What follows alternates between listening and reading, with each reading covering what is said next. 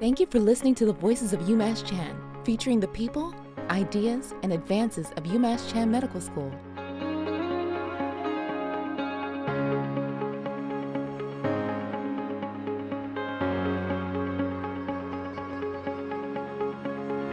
Hi, everyone. I'm Jennifer Berryman, the host of the Voices of UMass Chan. Today, a conversation about a crucial matter of health and health equity.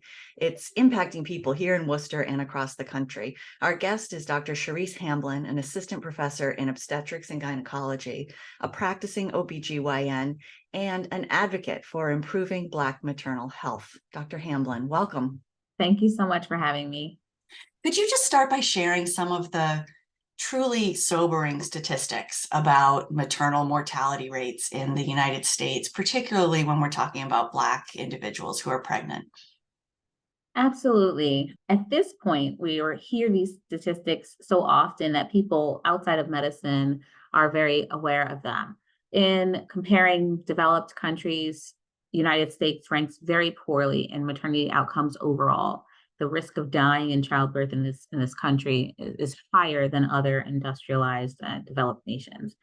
When we're talking specifically about the experiences and outcomes of Black birthing people are 3 to 4 times more likely to die in childbirth, in and around childbirth, than white women. And that it's alarming, but it's not surprising to me.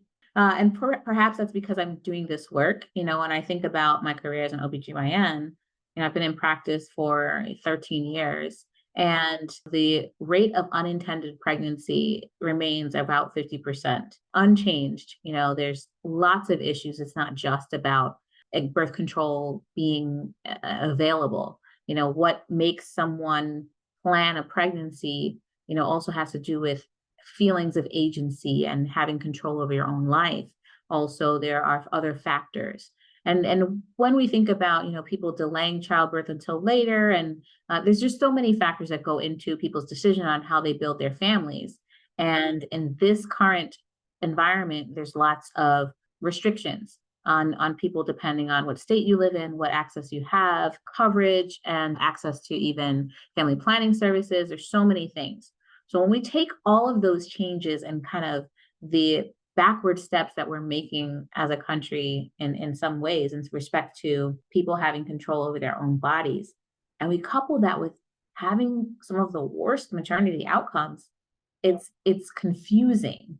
The cognitive dissonance is real. I think we can't put too fine a point on that. So even for people who are aware that there's these wide disparities in maternal outcomes, when you say Black women are 3 to 4 times more likely to die during or after pregnancy than white women in this country, that is shocking. And so why do you say it doesn't surprise you? Is it and what are the reasons behind it? How far have we come in unraveling and addressing those reasons? Racial health disparities or disparate outcomes along racial lines have to do with racism. That's what they're rooted in. So when I say it's not surprising, I know that racism exists. Racism is pervasive. As much as we would like for it to not be a thing, it is. And it's pervasive in society, whether we're talking about interpersonal racism, whether we're talking about structural racism, whether we're talking about institutional racism. And so it's nice to think that, we've come some ways, but we really haven't. And what little strides we've made, there are often, backward steps to go right along with them. So when we're talking about the outcomes in Black women, once upon a time, Black women were the delivering providers for all of the babies in this country.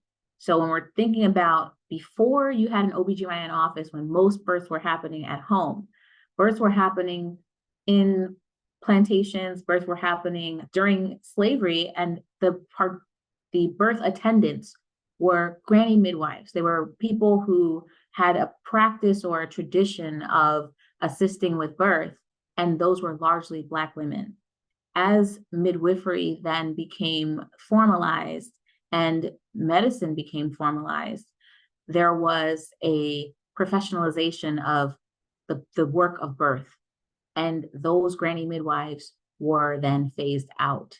You need a license to practice medicine, you need to be an official. There's different standards and different things. And so while birth has become more safe overall over time. Obviously, we have medications, we have advancements, we have things that are absolutely undeniable advancements in care. We can talk about attending births, and we're once upon a time births were happening in the home, and now less than 10% of births in the United States happen at home. And there is a lot to be said for hospital medicine and in-hospital birth. Of course, I'm an OBGYN, and so I believe that we can do well in the care of women and birthing people. And at the same time, I recognize that who is doing the caring matters, and our physician workforce does not reflect the population. And that is because of racism, not because Black people are not interested in medicine, not because Black people don't want to become doctors and nurses. It is due to racism. And again, at different levels, our education system, et cetera. Pregnancy and delivery can be daunting for any birthing individual, any woman. And yet when you add in this extra burden for, let's say, African American women who are facing these higher mortality rates, what do you want them to know? As a Black woman, OBGYN, as a mother, we're not broken. We're not broken. There can be a lot of fear around birth. The statistics are jarring. I think it's very important to understand why. And so when you hear a stat that just says, I'm more likely to die, that causes a lot of fear. And it causes a lot of concern. But then you're saying, well, what am I supposed to do with that?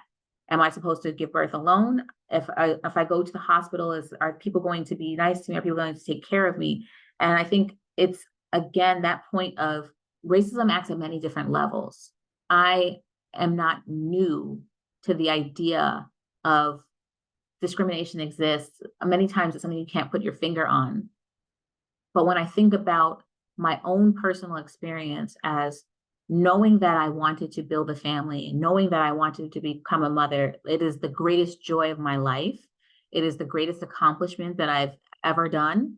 And my children are wonderful, and there's nothing wrong with them. For me, even to persist in medicine and to persist in this work, I had to say, there's nothing wrong with me. The system is wrong. The system is broken. And there are lots of wonderful people who are working on the system. How do I identify the supports that I need to get through pregnancy safely and in a nurturing environment? How do I identify my team? How do I find what feels most comfortable to me and get through this process of building my family? And that's the advice I was looking for, because I think that women or birthing individuals need to have that agency and need to have that confidence to say, yes, I do need this team around me, and to go out and find it. Exactly. A lot of times I get questions where people say, well, where can I go that's safe? Or what can I ask my doctor so I will know if they're going to treat me right, and all of these things. At the end of the day, it is so important to, one, be seen and treated as a human being. And when we can interact with each other on that human level, on that personal level, I think that those are the questions. It's not like, what is the list of questions that I can ask my provider so that I would know if they're going to do the right thing by me. When I'm getting care for myself, I have to presume that it's going to be a positive experience. And the best that I might be able to do is to say, I've read these statistics and I'm concerned.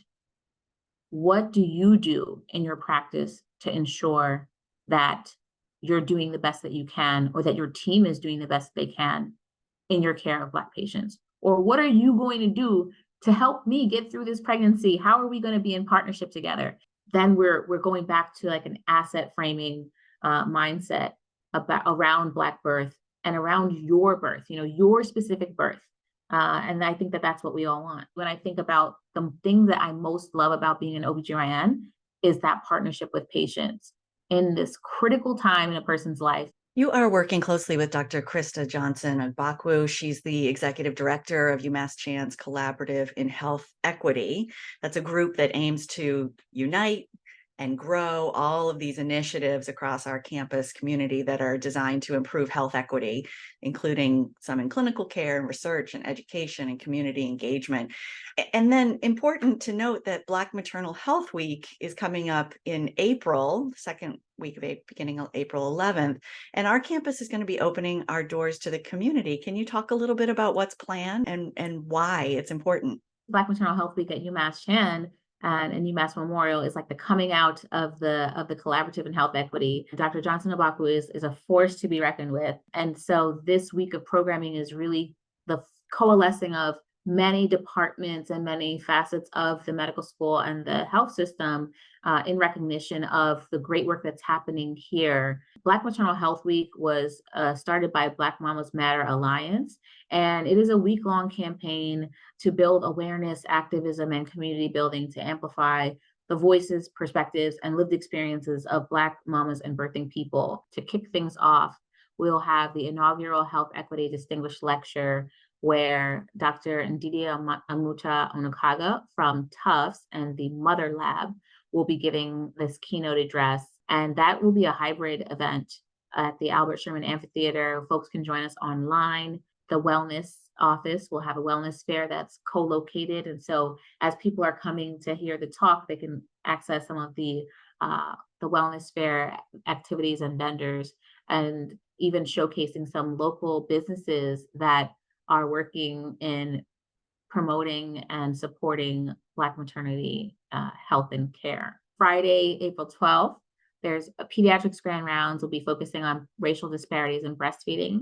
Going back to the historic discussion that we had a moment ago, how is it that we go from Black women being the nourishers of the country, including children who are not their own from the days of slavery and wet nursing, to then having the lowest rates of breastfeeding today? On Saturday, the 13th, there's a community baby shower with that idea of wrapping Black birthing people in a cocoon of support and safety, and really saying how we get resources that are needed, and also that those resources may be information resources. They may be support resources where people can feel and have that agency that's necessary to really walk through this important, impactful, and challenging time of building the family that you desire. On Tuesday, Worcester Department of Public Health is having a forum from awareness to action, discussing the state of Black maternal health in Worcester. And then we're closing it out on Wednesday, April 17th,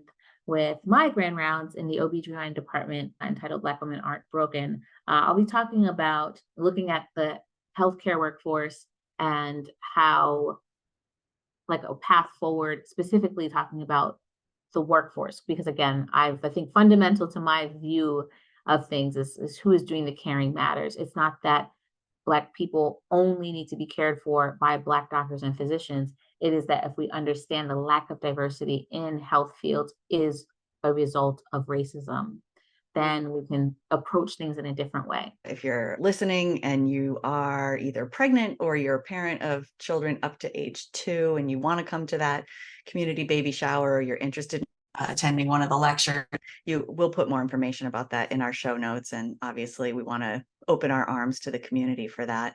And just talking about it is so important. Just bringing people together to think about it collectively is so important. So we're really looking forward to that week of events. We'll have more of the Voices of UMass Chan after a quick break. You're listening to the Voices of UMass Chan podcast, featuring the people, ideas, and advances of UMass Chan Medical School. Another initiative, Dr. Hamblin, that we'd like to talk with you about is the new Doula Program. Start out just by reminding us, what is a doula and how can they be integrated into the modern day 2024 labor and delivery team? They're not providing prenatal care, but they are supporting that birthing person and their family in their pregnancy. A doula is a non-medical birth support person. So I like to say I didn't have a doula. I had a Debbie. My wonderful girlfriend was there for me during my pregnancy with all of my questions, and she was an experienced mom of 3 and there to support me in my labor and delivery. The doula can be all of that. And so as of December 8th, Mass Health actually is providing doula coverage to their insured, which is great. So there are some private insurances, but Massachusetts is the 10th state to come on board with Medicaid coverage of doula services. Doulas are actually associated with improved birth outcomes with decreased C-section rate, improved breastfeeding rates, improved newborn APGARs. A doula can be that person to kind of help that birthing person have their needs met. And so meeting someone during their prenatal course, going to visits with them, or just talking with them after visits, identifying or formulating a birth plan. What is it that you actually want out of your experience? What are your plans for, management of pain during labor, your plans for, what do you want, what don't you want? And then voicing that for you and with you, or reinforcing it when you might not feel like you're able to speak up. Through the doula program, how will that hopefully help lower those mortality rates? Yeah. So as much as mortality is really a alarming statistic, it's also a rare event. And so not only are we looking at mortality, but looking at morbidity. So having bad outcomes, and bad outcomes include hemorrhage, they include heart attack, preeclampsia, other complications of birth. Bad outcome is also the experience. If you have a birth that you feel that you need to heal from, not just physically, emotionally, if that trauma is from the experience, we need to do better. The doula program is really focused on identifying the patients that are having the worst outcomes, which in our system and across many systems is Black birthing people. And now connecting the dots to resources that are available, such as doulas, such as breastfeeding support services or lactation counseling, lactation education and support, childbirth education. Can you share any feedback from women who have had a doula by their side through the process and how it's made a difference? So our program is very, very new. We are standing up all of the details of, how patients can activate this doula benefit, et cetera. But doulas have been doing work in Massachusetts, also, and around the country. I've had patients with doulas, and the feedback is amazing. Well, Dr. Hamblin, congratulations. We're really looking forward to seeing the difference that new doula program will make. And thank you for all the work that you're doing to improve Black maternal health. Thank you.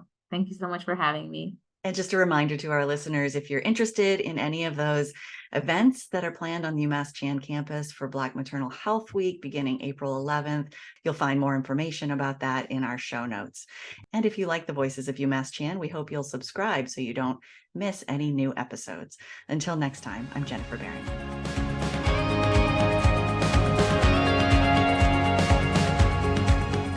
Follow us at UMass Chan on Facebook, Instagram, Twitter, and LinkedIn. On YouTube, find us at UMass Chan Medical School.